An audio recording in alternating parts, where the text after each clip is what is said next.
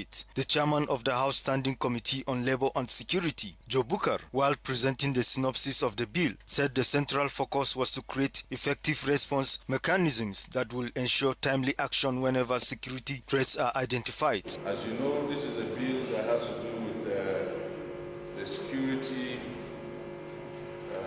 intelligence of our community, to translate it into activities that our law enforcement agents will act swiftly. The stakeholders examined the proposed law and its potential role in addressing emerging security challenges, particularly attacks and threats in rural communities where early information could help prevent escalation. So Pidan completely support this bill and pray that it passes through all the legislative stages and assented to by the governor. The overall position of the Coalition of Civil Societies Act is not to reject this bill, but rather to amend it and take cognizance of early existing institutions, early mandates, so that we avoid unnecessary duplication. In as much as, like I said, our Plateau Peace Practitioners Network support this laudable initiative by the House of Assembly, there is a need for the system to also enable timely identification, verification, analysis, response to emerging threats. Some of the stakeholders emphasized the need to avoid duplication of responsibilities by clearly defining the roles of existing security and peace-building institutions within the proposed framework. So we need to have a holistic view about how existing agencies and institutions can better serve the people of Plateau State. All the information that comes in through early warning system is for the utilization of the security agencies. The stakeholders called for stronger coordination, adequate funding, community participation, and the strengthening of existing institutions to ensure that the early warning system transfers information into prompt, effective response. The public hearing provided an opportunity for stakeholders to make recommendations that could enrich the bill before further legislative consideration by the Plateau State House of Assembly. In Jos, I am Shama Kigang. Plateau State government says it is adopting more conclusive approach in the preparation of the Greater Just Master Plan 2025 to 2050. This is to ensure that the document reflects the aspirations and development needs of all stakeholders and is ultimately owned by the people. State Commissioner of Housing and Urban Development, Sylvanus Dongto, stated this during the stakeholders' engagement with ministries, departments, and agencies on the Greater Just Master Plan. Our correspondent witnessed the event at the Ministry of Land, Survey and Town Planning. The report is part of efforts to ensure broad-based participation in the preparation of the Greater Just Master Plan following the expiration of the previous plan. State Commissioner of Housing and Urban Development, Sylvanus Dongto, said the present approach was informed by lessons from the 2020 to 2025 Master Plan, which he said did not receive sufficient input from critical stakeholders and was consequently not passed into law. Dongto explained that the state government had therefore constituted committees comprising relevant MDAs, established a technical committee to scrutinize the document, and engage a consortium of consultants to prepare the new plan. We decided to adopt a different approach, and that's what we are doing now. We had the first interface where we brought in critical stakeholders, and I think it was to prepare our minds for what we are coming with. After that, we had another committee which comprises most of the MDAs here.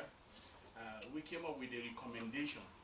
Giving an overview of the proposed plan, lead consultant to the consortium, Stephen Hersey, said the Greater Just Master Plan is intended to provide a long-term development framework that captures the aspirations of residents and guides the growth of the city up to 2050. The Greater Just Master Plan, we're supposed to produce one that will look at, what the city of Jos will look like in 2050. No single person can be able to, or claim to be able to perceive what the city of Jos can be, what the people in the city of Jos will want to see the city to be in 2050. In separate presentations, some experts, Douglas Iben and Omotola Bankole, provided an in-depth analysis of the information and inputs required from the various MDAs and local government areas to aid the preparation of the master plan. Participants at the engagement, including the General Manager of the Plateau State Tourism Corporation, Yang Pajok, and Chairman of Riom Local Government Council, Satishwa, underscored the importance of incorporating the peculiar needs and development priorities of their respective sectors and communities into the Greater Jos Master Plan. So what is happening today with the Ministry of Urban Development and of course the development of the tourism and creative sector master plan is that we need to come together to be able to work as stakeholders to produce documents that relate perfectly with each other. The meeting is all about making Plateau State to be the Switzerland of Nigeria. The stakeholders' engagement is expected to contribute to the ongoing review and refinement of the Greater Jos Master Plan, with further consultations expected before the completion of the document. In Jos, I am Shama Kigang. The Plateau State Polytechnic Barkin-Ladi has received participants of the Senior Executive Course 48 2026 of the National Institute for Policy and Strategic Studies, NIPS, Kuru, on a study tour. The visit is part of NIPS's mandate to understudy institutions driving development across sectors in Nigeria. Correspondent Simon Swatka has the details as presented from our studio.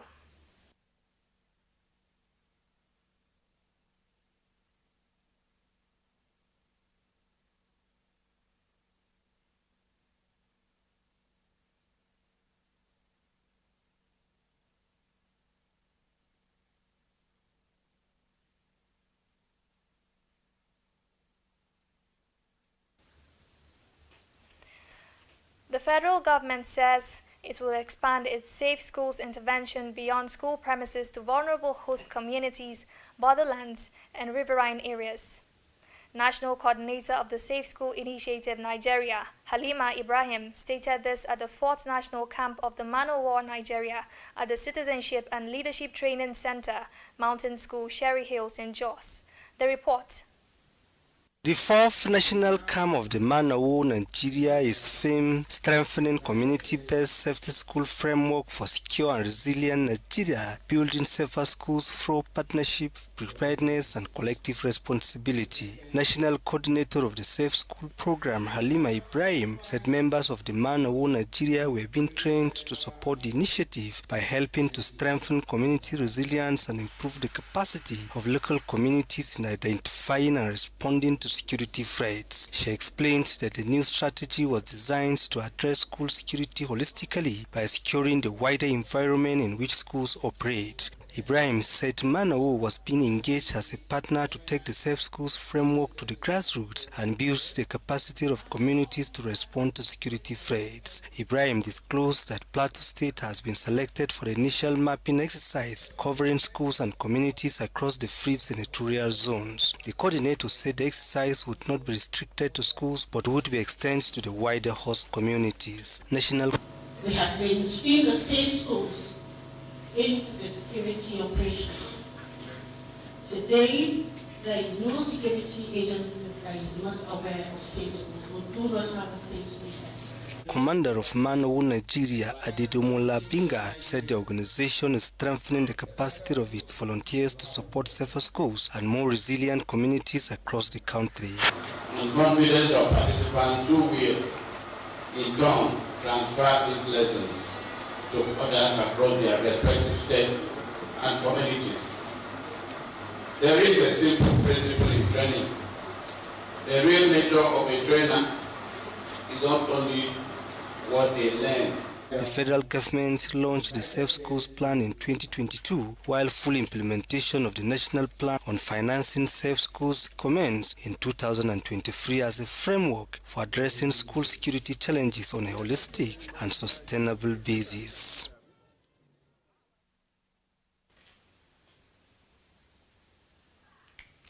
The National Executive Council of the Nigeria Union of Journalists has taken major decisions aimed at strengthening unity, discipline, and professional solidarity within the journalism profession. At its meeting held in Duse, Jigawa State, NEC formally approved the reabsorption and reintegration of the Sports Writers Association of Nigeria, SWAN, into the NUJ structure. The decision followed the consideration of a letter from the national chairman of SWAN, Isaiah Benjamin, and his presentation before the council. NEC said the move was guided by the principles of unity, inclusiveness, and professional solidarity, adding that the leadership of SWAN under Benjamin is recognized and reintegrated into the NUJ family in accordance with the union's constitutional provisions and established procedures. NEC urged members to respect the NUJ constitution and use established internal mechanisms to resolve disagreements, stressing that the unity, integrity, and institutional stability of the union must be protected. The Council also placed considerable emphasis on the safety and professional responsibilities of journalists, commending security agencies, particularly the Department of State Services (DSS), for their partnership with the media in protecting journalists and other media professionals. NEC further urged journalists and media organizations to exercise caution and professionalism in reporting terrorism, banditry, insurgency, and other forms of insecurity. The Council also endorsed the proposed Northern State Security Summit to be hosted by Zamfara State, describing it as an important platform for developing practical strategies to address insecurity and strengthen the protection of journalists and the wider society.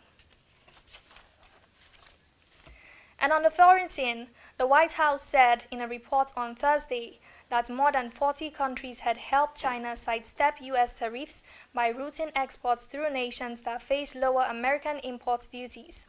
The countries named Canada, India, Mexico, Japan, and South Korea, which the White House said had helped China evade tens of billions of dollars in tariffs which are levied on companies importing goods.